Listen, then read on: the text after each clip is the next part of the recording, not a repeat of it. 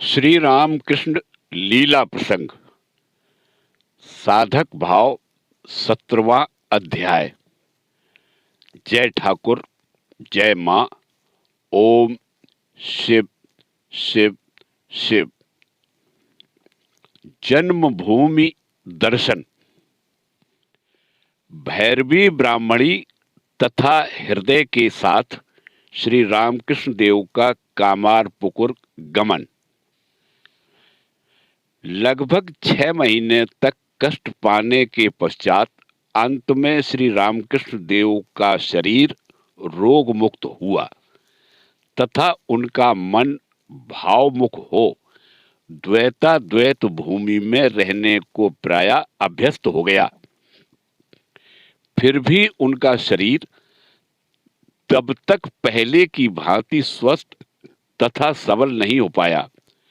अतः वर्षा ऋतु में गंगा जी का जल नमकीन हो जाने से पीने योग्य विशुद्ध जल के अभाव से पुनः उनको पेट की बीमारी हो सकती है। ऐसा सोचकर मथुर बाबू आदि सभी ने यह निश्चय किया कि कुछ दिन के लिए उनका कामारपुकुर जाना श्रेयकर होगा। यह बात संभवतः सन 1867 की है। मथुर बाबू की सहधर्मिणी भक्तिमती जगदम्बा दासी को यह विदित था कि श्री रामकृष्ण देव के कामारपुकुर की घरेलू स्थिति शिवजी के संसार की तरह चिर अभाव युक्त है। अतः वहां जाकर बाबा को जिससे किसी वस्तु के लिए कष्ट न उठाना पड़े तदर्थ वे आवश्यकीय समस्त वस्तुओं को एकत्र कर उनके साथ देने की उपयुक्त व्यवस्था करने लगी। तदंतर शुभ मुहूर्त के आने पर श्री रामकृष्ण देव कामारपुकुर के लिए रवाना हुए। हृदय तथा भैरवी ब्राह्मणी भी उनके साथ गई, किंतु उनकी वृद्धा जननी ने गंगा तट पर निवास करने का जो संकल्प किया था उसमें अटल रहकर वे दक्षिणेश्वर में ही रही। श्री रामकृष्ण देव को उनके आत्मीय जनों ने किस दृष्टि से देखा था। श्री मां का कामारपुकुर आगमन। इधर लगभग 8 वर्ष तक श्री रामकृष्ण देव कामारपुकुर नहीं गए थे। अतः उनको देखने के निमित्त उनके आत्मीय जनों का उत्कंठित होना कोई आश्चर्य की बात नहीं थी।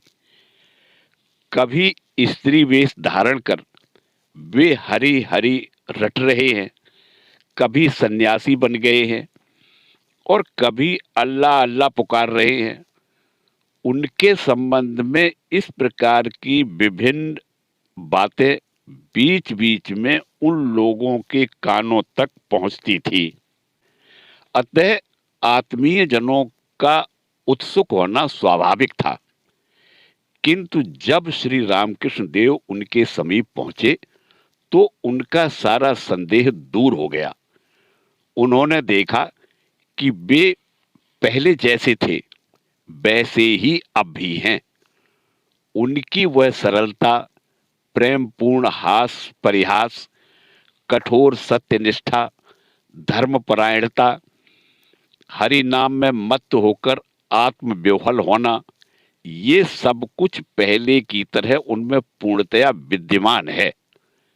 हाँ, उनमें केवल इतना अवश्य हो गया है कि किसी अदृष्टपूर्व अनिर्वचनीय दिव्य आवेश से उनका शरीर तथा मन ऐसा समुद्भासित हो गया है कि सहसा उनके सम्मुख उपस्थित होने तथा वे जब तक स्वयं वार्तालाप प्रारंभ न करें तब तक उनके साथ तुच्छ सांसारिक विषयों की आलोचना करने में उन लोगों को महान संकोच प्रतीत होने लगा।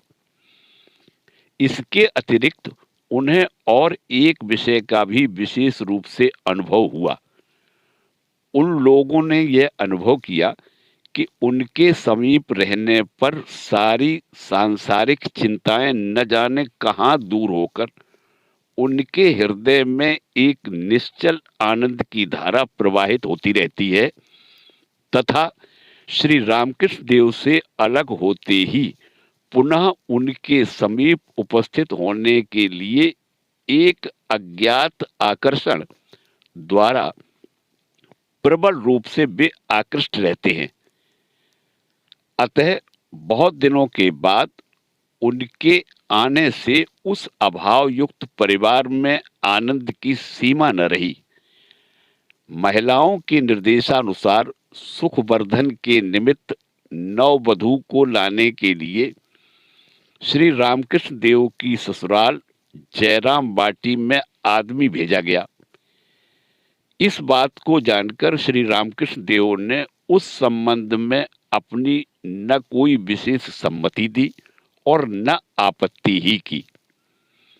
विवाह के बाद नववधू को केवल एक बार पति देव के दर्शन का सौभाग्य प्राप्त हुआ था, क्योंकि वधू की आयु जब 7 वर्ष की थी उस समय कुल रीति के अनुसार श्री रामकृष्ण देव को एक दिन जयराम बाटी जाना पड़ा था, किंतु उस समय वे नितांत बालिका थी। अतः उस घटना के संबंध में उन्हें इतना स्मरण था कि जिस दिन हृदय के साथ श्री रामकृष्ण देव उनके नैहर पहुंचे थे उस दिन मकान के किसी एकांत स्थान में भी छिपकर रहना उनके लिए संभव न हो सका था। कहीं से अनेक कमल के फूल लाकर हृदय ने उनको ढूंढ निकाला था एवं लज्जा तथा भय से उनके नितांत संकुचित होने पर भी उसने उनके पाद पद्मों की पूजा की थी। उस घटना के प्राय 6 वर्ष बाद जब उनकी आयु 13 वर्ष की थी उस समय सर्वप्रथम उनको कामारपुकुर लाया गया था एवं वे 1 महीने तक वहां रही थी, किंतु तब श्री रामकृष्ण देव तथा उनकी जननी दक्षिणेश्वर में रहने के कारण उन दोनों के दर्शन का सौभाग्य उन्हें प्राप्त नहीं हुआ था। उनके प्राय 6 महीने पश्चात पुनः ससुराल आकर 1.5 महीने तक वहां रहने पर भी पूर्वोक्त कारण से उनमें से किसी के साथ उनकी भेंट नहीं हो पाई थी। वहां से उनके नैहर लौटने के 4 महीने बाद ही पुनः यह समाचार पहुंचा कि श्री रामकृष्ण देव का आगमन हुआ है, उनको कामारपुकुर जाना है। उसके 6-7 महीने पहले उन्होंने 14 वर्ष में पदार्पण किया था। अतः ये कहा जा सकता है कि विवाह के बाद यही उनके लिए प्रथम पति दर्शन था। आत्मीय वर्ग तथा बचपन के मित्रों के साथ श्री रामकृष्ण देव के तत्कालीन आचरण। अब की बार कामारपुकुर में श्री रामकृष्ण देव ने 6-7 महीने तक निवास किया था। उनके बचपन के मित्रगण तथा गांव के परिचित स्त्री पुरुष आदि सभी लोग पहले की भांति उनसे मिलकर उनके सुख संपादन के लिए लालायित थे। श्री रामकृष्ण देव भी बहुत दिनों के बाद उन्हें देखकर आनंदित हुए। दीर्घ समय तक कठोर परिश्रम करने के उपरांत अवसर मिलने पर मननशील बुद्धिमान लोग जिस प्रकार बालक बालिकाओं के लक्ष्यहीन निरर्थक खेल कूद आदि में सम्मिलित हो आनंद अनुभव किया करते हैं, कामारपुकुर के स्त्री पुरुष आदि सभी के साधारण सांसारिक जीवन के साथ सम्मिलित होकर श्री रामकृष्ण देव को भी उस समय ठीक वैसा ही आनंद प्राप्त हुआ था। फिर भी यह निश्चित रूप से कहा जा सकता है कि इस जीवन की नश्वरता का अनुभव कर, जिससे वे लोग संसार में रहते हुए भी क्रमशः संयत होने तथा सभी विषयों में ईश्वर पर निर्भरशील बनने की शिक्षा प्राप्त कर सकें, इस ओर उनका सर्वदा विशेष ध्यान था। खेल कूद हास परिहास के माध्यम से वे जिस तरह हमें निरंतर उन विषयों की शिक्षा प्रदान करते थे, तदनुसार हम पूर्वोक्त बात का अनुमान कर सकते हैं।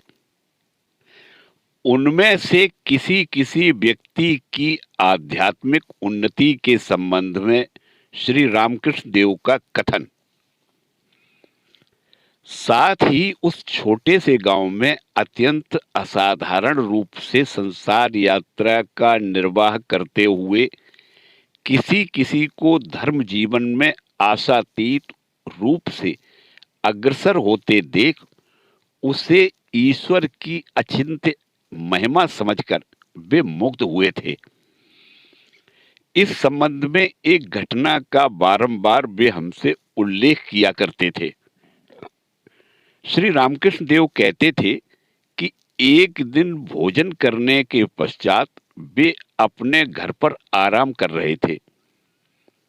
पड़ोस की कुछ महिलाएं उनके दर्शन के लिए आई थी तथा उनके समीप बैठकर उनसे धर्म संबंधी बातें कर रही थी।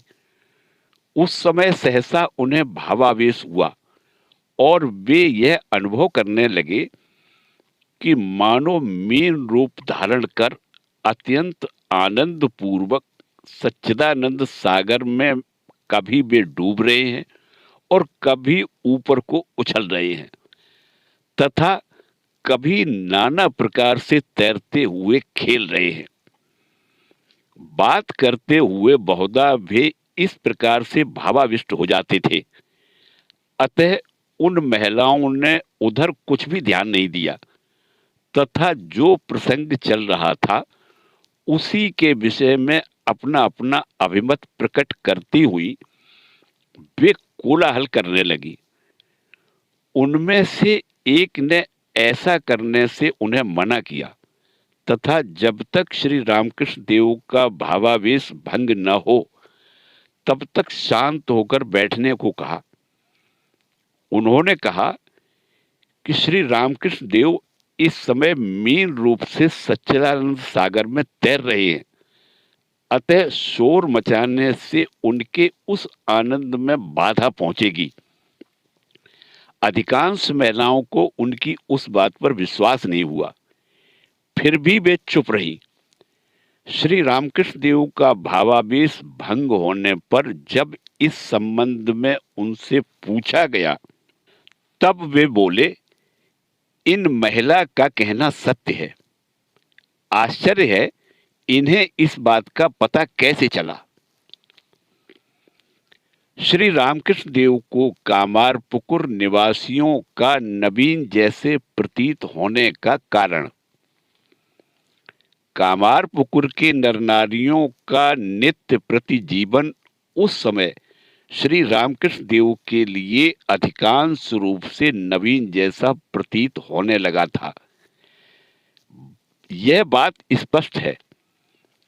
बहुत दिनों के बाद विदेश से लौटने वाले व्यक्ति को स्वदेश का प्रत्येक व्यक्ति तथा विषय जिस प्रकार नवीन दिखाई देते हैं, श्री रामकृष्ण देव की स्थिति भी प्रायः वैसी ही हुई थी, क्योंकि केवल 8 वर्षों तक जन्मभूमि से दूर रहने पर भी उतने समय के भीतर श्री रामकृष्ण देव के हृदय में साधना की प्रबल आंधी प्रवाहित होकर उसने उनके हृदय को आमूल परिवर्तित कर दिया था।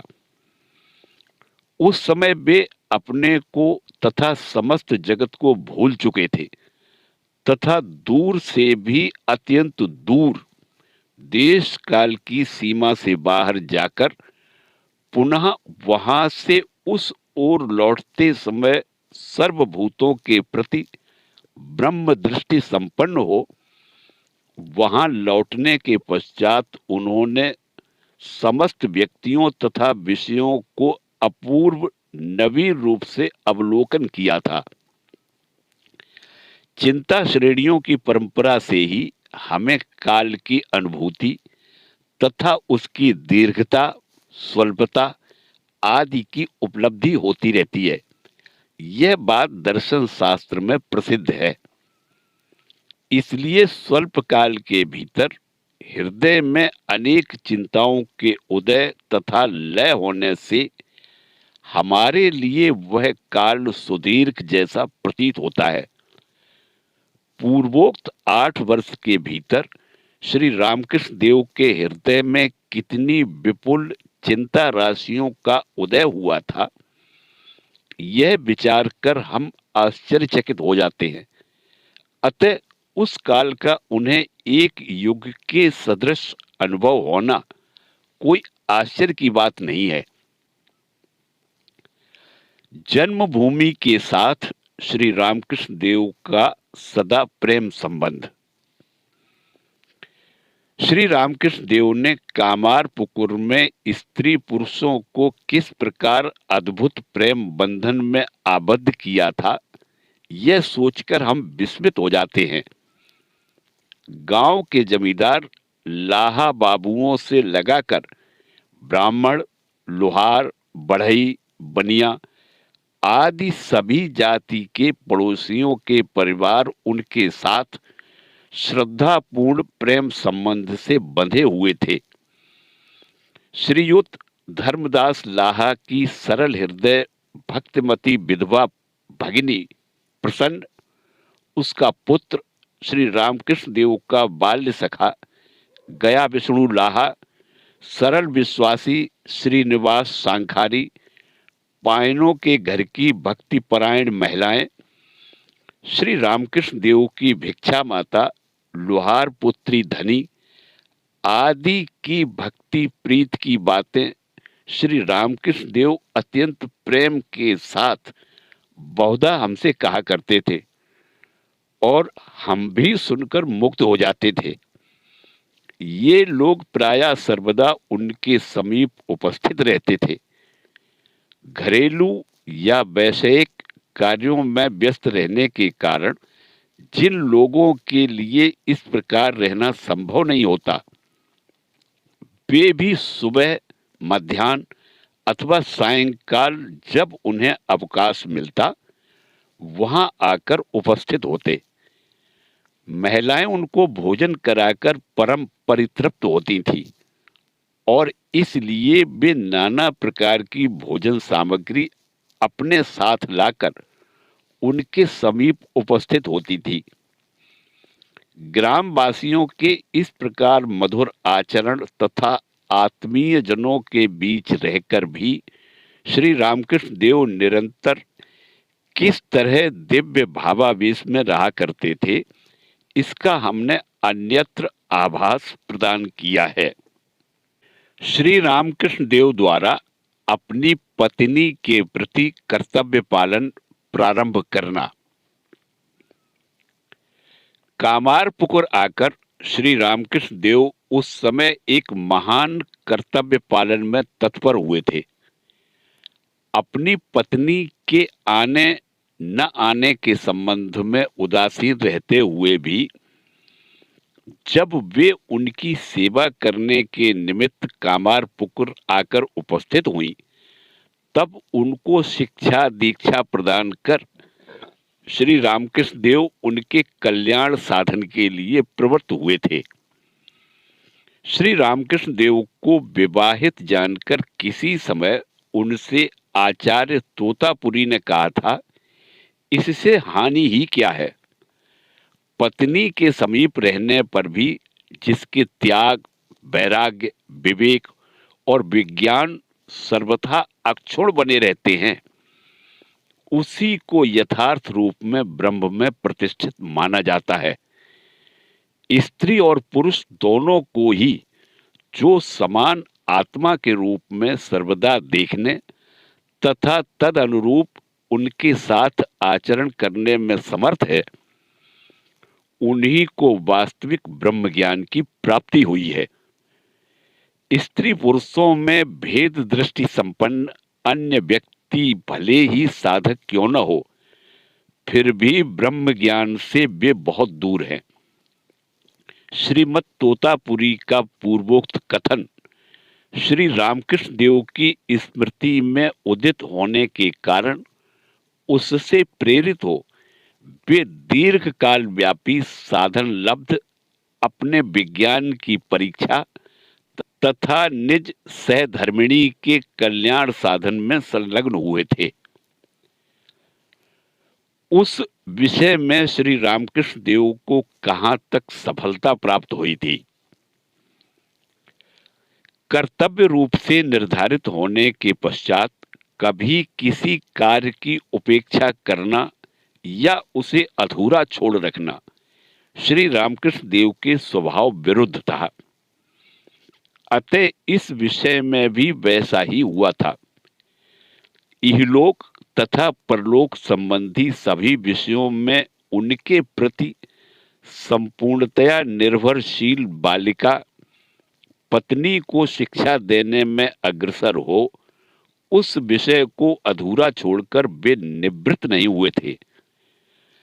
देवता, गुरु तथा अतिथि आदि की सेवा एवं घरेलू कार्यों में जिससे वे दक्ष बन सकें, अर्थ का सद्व्यय कर सकें तथा सर्वोपरि ईश्वर में सर्वस्व समर्पण कर देश, काल तथा पात्र अनुसार सबके साथ उचित आचरण करने की योग्यता प्राप्त कर सकें, इन विषयों की ओर तभी से उनका विशेष ध्यान था। अखंड ब्रह्मचर्य संपन्न अपने आदर्श जीवन को सामने रखकर पूर्वोक्त रूप से शिक्षा प्रदान करने का परिणाम कहाँ तक किस प्रकार हुआ था, हमने अन्यत्र इसका आभास प्रदान किया है। अतः यहाँ संक्षेप में इतना ही कहना पर्याप्त होगा कि श्री रामकृष्ण देव के काम गंध विवर्जित विशुद्ध प्रेम को प्राप्त कर सर्वथा परितृप्त हो श्री मां साक्षात इष्ट देव के रूप में श्री रामकृष्ण देव के आजीवन पूजन तथा उनके श्री चरणों का अनुसरण कर अपने जीवन का निर्माण करने में समर्थ हुई थी। पत्नी के प्रति श्री रामकृष्ण देव का उक्त प्रकार आचरण देखकर ब्राह्मणी की आशंका तथा उसकी प्रतिक्रिया। पत्नी के प्रति कर्तव्य पालन में तत्पर श्री रामकृष्ण देव को यथार्थ रूप से समझना उस समय भैरवी ब्राह्मणी के लिए बहुधा संभव न हो सका था। श्रीमद् तोतापुरी के संस्पर्श में आकर श्री रामकृष्ण देव के संन्यास लेते समय उन्होंने उस कार्य से उनको विरत करने का प्रयास किया था। उनको ऐसा प्रतीत हुआ था कि सन्यासी बनकर अद्वैत तत्व के साधन में अग्रसर होने पर श्री रामकृष्ण देव के हृदय से ईश्वर प्रेम समूल विनष्ट हो जाएगा। इस तरह की ही कोई आशंका इस समय भी उनके मन में उदित हुई थी। उन्होंने संभवतः यह सोचा होगा कि अपनी पत्नी के साथ इस प्रकार घनिष्ठ रूप से मिलने के फलस्वरूप श्री रामकृष्ण देव के ब्रह्मचर्य की हानि पहुंच सकती है, किंतु श्री रामकृष्ण देव पहले की तरह अब की बार भी ब्राह्मणी के उपदेशानुसार आचरण नहीं कर सके थे। अतः निसंदेह ब्राह्मणी इससे नितांत क्षुभित हुई थी, किंतु इतने ही से वह विषय समाप्त नहीं हो गया। उस घटना से उनकी आत्म मर्यादा में धक्का लगने के कारण क्रमशः उनमें अहंकार का उदय हुआ था एवं उसके परिणाम स्वरूप कुछ काल के लिए श्री रामकृष्ण देव के प्रति उनकी श्रद्धा कुछ उठ सी गई थी। हमने हृदय से सुना है कि कभी कभी स्पष्टतया वे उसको व्यक्त भी कर बैठती थी। जैसे किसी व्यक्ति के द्वारा आध्यात्मिक विषय पर उनके समीप कोई प्रश्न किए जाने के पश्चात यदि वह श्री रामकृष्ण देव से उस बात को पूछकर अभिमत जानना चाहता, तो ब्राह्मणी उसी समय क्रोधित होकर कहने लगती, वह और क्या कहेगा, उसे तो मैंने ही ज्ञान प्रदान किया है। अथवा सामान्य कारण से तथा कभी कभी बिना कारण ही घर की स्त्रियों पर भी नाराज हो जाती थी। फिर भी श्री रामकृष्ण देव उनके इस प्रकार के कथन या व्यवहार से विचलित न होकर उनके प्रति पहले की भांति श्रद्धा भक्ति किया करते थे। उनके निर्देशानुसार श्री मां भी ब्राह्मणी को सास की तरह मानकर भक्ति तथा प्रीति के साथ उनकी सेवा में सदा नियुक्त रहती थी तथा कभी भी उनके किसी कार्य का कथन या प्रतिवाद नहीं करती थी। अभिमान अहंकार से ब्राह्मणी का बुद्धिनाश। अभिमान अहंकार की वृद्धि होने से विवेकी पुरुष का भी बुद्धि भ्रम हो जाया करता है। इसलिए उस अहंकार को पग पग पर प्रतिहत होते देखकर ही मानव को उसके अवश्यंभावी विपरीत फल की धारणा होती है तथा उसको परित्याग कर अपने कल्याण साधन करने का उसे अवसर प्राप्त होता है। विदुषी राधिका ब्राह्मणी के लिए भी तब ऐसा ही हुआ था। अहंकार के वशीभूत हो जहां जैसा आचरण करना चाहिए वहां उस प्रकार आचरण करने में असमर्थ होकर एक दिन उन्होंने एक महान अनर्थ उपस्थित कर दिया था। उक्त विषय घटना श्रीनिवास शांखारी का उल्लेख इससे पहले ही हम कर चुके हैं। उच्च जाति में उनका जन्म न होने पर भी भगवत भक्ति में श्रीनिवास अनेक ब्राह्मणों की अपेक्षा श्रेष्ठ थे। श्री रघुवीर का प्रसाद ग्रहण करने के निमित्त एक दिन वे श्री रामकृष्ण देव के समीप उपस्थित हुए। भक्त श्रीनिवास के आगमन से श्री रामकृष्ण देव तथा उनके परिवार के सभी लोग अत्यंत आनंदित हो उठे।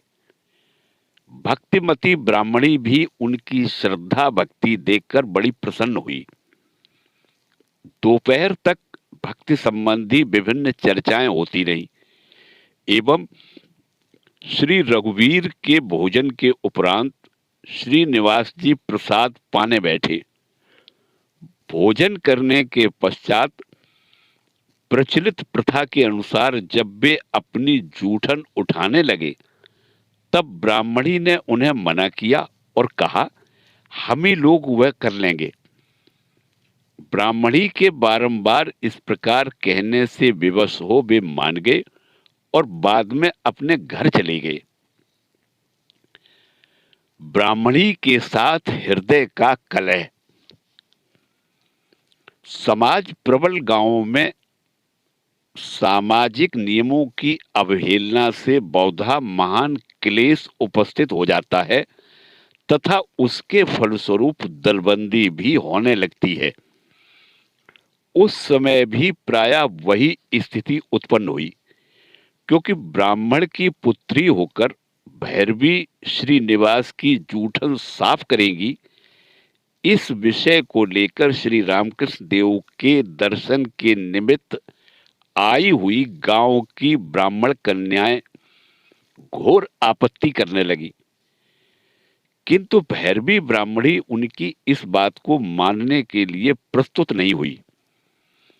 क्रमशः बात बढ़ने लगी तथा श्री रामकृष्ण देव के भांजे हृदय के कानों तक यह बात पहुंची।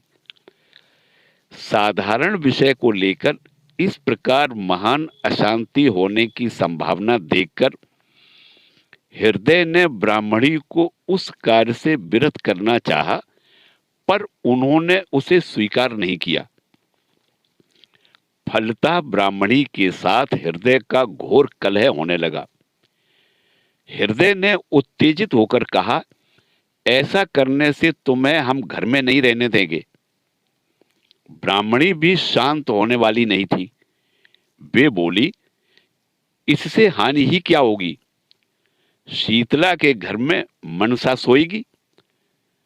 तब घर के और लोगों ने मध्यस्थ होकर अत्यंत विनम्रता पूर्वक ब्राह्मणी को उस कार्य से निरस्त कर उस विवाद को शांत किया। अपना भ्रम विदित होने पर ब्राह्मणी को अपराध की आशंका तथा अनुतप्त होकर क्षमा याचना पूर्वक उनकी काशी यात्रा।